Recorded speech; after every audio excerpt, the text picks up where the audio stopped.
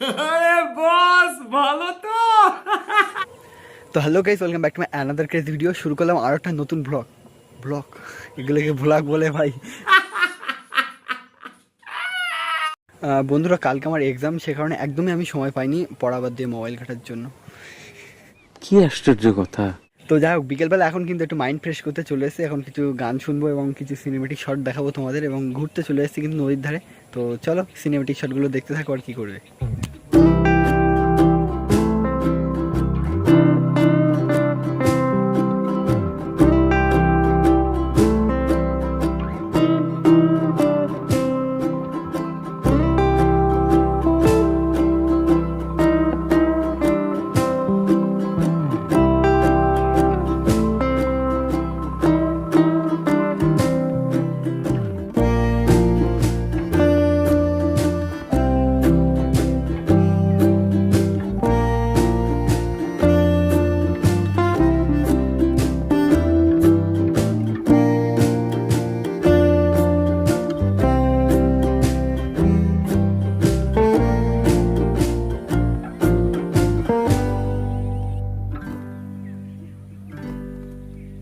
না, আমার মোবাইল তো স্যামসাং S23 আলট্রা নয়, তবুও কিন্তু চাঁদ দেখা যাচ্ছে দিনের বেলায়। আর জানি না লোকে কেন বলে ভাই দিনের বেলা চাঁদ দেখছিস নাকি, সত্যি কি দেখা যায় না দিনের বেলা চাঁদ? আমি তো দেখতে পাচ্ছি।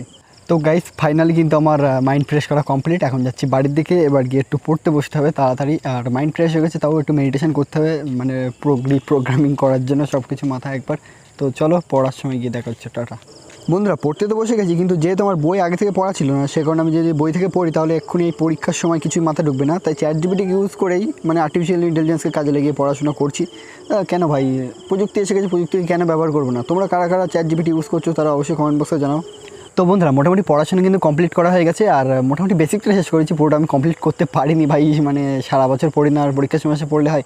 তো যাও, এখন যাবো ডিনার করতে। ডিনারটা কমপ্লিট করা হয়ে গেলে, আর এখন কিন্তু এডিট করছি, আমি এডিট করেই ডিনারটা করতে যাবো। তারপরে কিছু আরেকবার রিভাইজ দেবো, রিভাইজ দিয়ে যাওয়া হবে, দেখা যাবে।